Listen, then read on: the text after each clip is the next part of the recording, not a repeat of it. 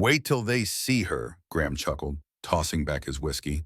She'll probably show up in church shoes and a knockoff gown. Veronica leaned in, voice laced with cruelty. She's just the maid. This will be fun. And then the room gasped. The music stuttered. Heads turned. Standing at the entrance wasn't a maid.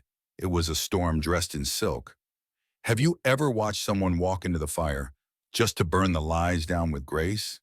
Leave a comment. You won't believe who she really is. Celeste Harper didn't walk into the Whitford estate that night to impress anyone. She walked in to remind them of what they chose to forget. The crowd parted not out of courtesy, but confusion. 2 days ago, she had been on her knees, scrubbing wine from that very floor. Tonight, the floor shined under her heels. The dress hugged her like memory. A midnight blue gown that once belonged to her mother, stitched with stories and silence. Graham had sent the invitation as a joke, a trap. He and his rich friends wanted a moment to laugh, to humiliate, to remind the help where she belonged. But what they never expected was the way Celeste walked. Not like a guest, not like a cleaner, but like a woman born of fire and betrayal, returning to finish something. Her face didn't flinch, her spine didn't bend. She moved through the whispers like a tide returning home. Veronica choked softly on her champagne. She looks familiar. Celeste didn't stop to answer. She didn't need to. Every breath she took in that room was already an answer. This wasn't about revenge. Not yet. It was about presence, about planting herself in the place they tried to erase her from. She wasn't there for their pity. She was there to reclaim a name that had been stolen before she could spell it. As she stood beneath the chandelier that once lit her childhood, she thought, let them look, let them laugh. Because the truth wasn't in her dress, it was in her blood. And tonight, Beverly Hills was about to remember the name Harper. The silence didn't last. Whispers slithered through the ballroom like snakes in silk. Guests leaning toward one another, with curiosity disguised as cruelty. She must have borrowed that dress, probably thrifted it and maxed out a credit card. But Celeste Harper stood tall beneath the chandelier, her gaze scanning the room with the stillness of someone who had seen this all before, because she had. 20 years ago, she had played under those very chandeliers as a child, laughing through polished hallways while her mother, Isabella, filled the mansion with music, not bleach. Isabella had been the Whitford's private piano instructor, until Edward Whitford, Graham's father, fell in love with her. What began in secrecy turned into something far deeper. They were never married, never recognized, but Edward promised protection, and for a while he kept that promise, until his heart stopped beating. Or, as Celeste would soon reveal, was made to stop. When Edward died, the mansion's doors slammed shut. Graham inherited everything. He sold Isabella's house, cut off all support, left mother and daughter to rot in silence and shame. Celeste had been 15. She remembered every eviction notice, every grocery line where her mother pretended not to cry. She remembered scrubbing floors to afford textbooks, watching rich girls glide through college halls in heels she couldn't dream of.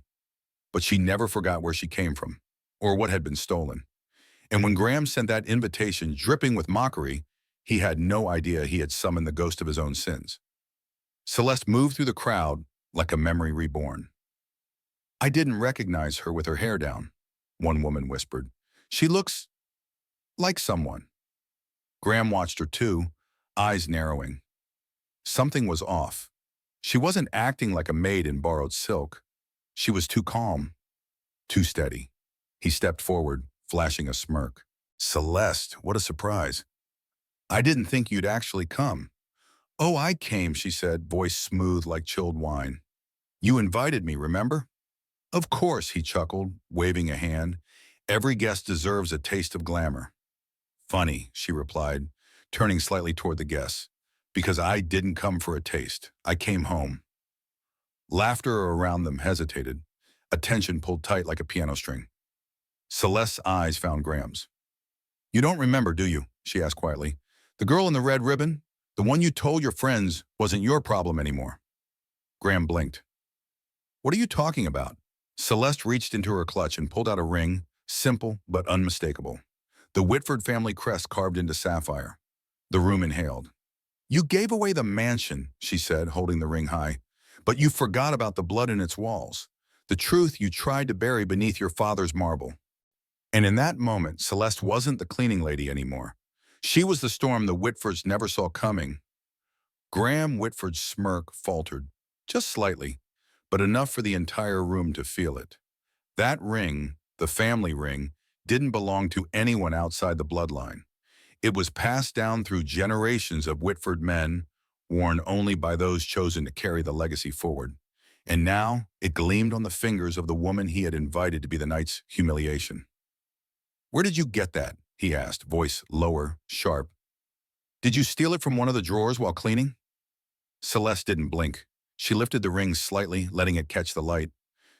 "This ring," she said softly, "was given to my mother, Isabella Harper, by your father, Edward Whitford. It was his way of promising her we would never be forgotten." She turned to the guests, their champagne now held in frozen hands, their pearls clutched tighter. "But we were forgotten, buried, written out." Graham's face tightened. "You're lying." "Am I?" Celeste whispered. "Or are you just realizing that your father didn't die without an heir?" "He had two." There was a pause, sharp and electric. "What are you saying?" Someone near the piano gasped. Celeste turned fully toward the crowd now, no longer speaking just to Graham, but to every person who had ever looked through her. "I'm not Graham Whitford's maid," she said clearly. "I'm his half-sister." A wave of stunned gasps rolled through the ballroom like thunder. Some guests sat down abruptly, others clutched their partners. One woman dropped her wineglass and didn't even notice. "That's impossible," Veronica muttered behind Graham, her face pale as silk. "Edward would never." "Edward loved my mother," Celeste cut in. "She was the only person in this house who ever played music without pretending. He promised to support us, and he did, until he died. And then Graham erased us, sold our home, blocked every inheritance, acted as if we were never born." Graham raised his voice, trying to seize back control. "You have no proof. Anyone can wear a ring and spin a sob story." Celeste smiled then, not a warm smile, but something colder, deeper, something that had waited 20 years for daylight. "Proof?" she asked, her voice barely above a whisper. "Oh, Graham, you should know me better by now. I never show up unprepared." She raised her hand and nodded toward the ballroom doors. They opened slowly, and in walked three people that would change everything. First, Nora Langston, investigative journalist from Harper and Reed, then Caleb Moore, legal counsel for disputed inheritances, and finally, Dr. Leonard Graves, the Whitfords' longtime private physician. And in his hands, he held a sealed envelope. "Good evening," he said solemnly. "I believe it's time the truth came home." Celeste stepped back slightly, letting the professionals take the floor. Her part wasn't finished, but her silence was. For the first time in her life, her name carried weight. Not because of money, because of truth. And tonight, that truth had teeth. Dr. Leonard Graves stepped into the center of the ballroom like a man walking through fog, but his hands were steady and his eyes burned with something deeper than guilt. It was redemption. For years, he had carried the weight of silence, and now the time had come to unburden. He cleared his throat, his voice resonating across the gilded walls. 20 years ago, I was the attending physician for Mr. Edward Whitford. The official cause of death listed was cardiac failure. That report was a lie. The gasps that followed weren't polite. They were violent, glasses shattered. One woman fainted. Celeste stood to the side, her expression unreadable, letting the weight of each word bury the room in dread. "Edward Whitford," Dr. Graves continued, "did not die of natural causes. He was poisoned, slowly, over months. I didn't want to believe it. But the symptoms aligned: fatigue, confusion, organ stress. I ran blood work. I found traces of arsenic." Graham lurched forward. "This is insane. He's fabricating this for attention." Dr. Graves held up the sealed envelope. "This contains a new test, done last week using preserved samples, taken before Edward's death. Independent lab, verified by 2 specialists. The results match. You're lying, Graham bellowed, face flushed, voice cracking. I should sue you for defamation. Sit down, Mr. Whitford, Caleb Moore said, stepping forward with calm legal finality. We're just getting started. Nora Langston plugged her laptop into the ballroom's projector. The screen flickered, and suddenly the walls were lit with bank records, email transcripts, voice recordings. This, she announced, is a transfer of $200,000 from Graham Whitford to Dr. Graves 3 days after Edward's death. Memo, keep quiet. Dr. Graves looked down in shame. He threatened my license, my family. You're insane, Graham screamed, backing toward the wall. You have no idea what you're doing. But Nora kept going. Here's a phone call recording from 2004. Graham threatening the doctor if he ever revealed Edward's new will. Because Edward had changed it to include Celeste Harper as equal heir. The silence that followed was paralyzing. Then Celeste stepped forward, slowly, deliberately, her heels clicking like a countdown. You didn't just kill our father, she said, voice like steel wrapped in velvet. You buried his truth. You stole from me, from my mother. You made me clean the floor you murdered him on. Graham collapsed into a chair, pale and soaked in sweat. You don't understand, he muttered, but no one was listening anymore, because the truth was speaking, and it was louder than him. The ballroom that had once echoed with string quartets and clinking crystal now trembled under the weight of scandal and spectacle as Nora Langston clicked to the next slide on the massive projector screen, and the crowd collectively leaned forward as if unable to look away from a slow, graceful car crash. This, she said, her voice calm but cutting, is a wire transfer of $200,000 from Graham Whitford's private account to Dr. Leonard Graves, marked consultation. The date is 3 days after Edward Whitford's death. Coincidence? Perhaps, but then this. Another document flashed on screen, a digital transcription of a voicemail, and then audio began to play, scratchy but unmistakable. Leonard, keep your mouth shut. You say one word about that will or the test, and I'll make sure you never see a hospital corridor again. Got it? It was Graham's voice. No doubt, the guests were no longer whispering. They were retreating, physically stepping back from him as if truth were radioactive. Veronica, his wife, had turned stone silent in the corner, arms folded, her face drained of color. Caleb Moore raised a folder in his hand. As legal counsel, I hereby inform all present that criminal charges are being filed against Graham Whitford for fraud, willful obstruction of inheritance, and suspected involvement in the murder of Edward Whitford. We are working with the district attorney, and the evidence is overwhelming. Graham lunged forward. You can't do this. I'm the head of this estate. I built this empire. Off your father's grave, Celeste said coldly, her first words since the slideshow began. Nora wasn't finished. In addition to family fraud, we also discovered these communications with political donors and false charities. More emails, more bank statements. Graham Whitford has redirected more than $18 million over the last 7 years into shell companies. This isn't a scandal. This is a collapse. One man in the crowd, an old friend of the Whitfords, looked away in shame. Another clutched his wife's hand. It was no longer an elegant evening. It was a reckoning. We're also filing a civil suit for $50 million in damages, Caleb added. The estate will be frozen for redistribution under the original will of Edward Whitford, which named Celeste Harper as co-heir. Graham fell backward into an armchair, panting, cornered, sweating through his designer tuxedo. He looked older than he ever had, aged in a single hour. You don't know what this will do to my family, he mumbled. No, Celeste replied, stepping closer. You did this to your family. I'm just the one who stopped you from burying us again. The sirens were already audible outside. The sirens grew louder, then closer, and finally stopped just outside the Grand Whitford estate as 2 black police vehicles parked with swift precision and uniformed officers stepped out with purposeful calm. Not the kind driven by adrenaline, but the kind that follows the scent of irrefutable truth. Inside the ballroom, Graham Whitford sat slumped like a toppled statue, his empire unraveling in real time while reporters whispered into phones, and once faithful friends pressed toward exits, hoping their names wouldn't be mentioned next. Veronica stood still as marble, her hands clenched, her gaze blank, as her husband's legacy dissolved before her eyes. When the officers entered, there was no resistance. Graham didn't run. He didn't argue. He only turned to Celeste with a haunted look, something between apology and disbelief. "You planned all of this," he whispered, but she didn't answer. Officer Ramirez read the charges in a steady voice. Murder in the second degree, fraud, perjury, obstruction of inheritance, conspiracy. The list stretched, like a life's worth of sins finally put into words. "Mr. Whitford," the officer said, "you are under arrest." The cuffs clicked closed.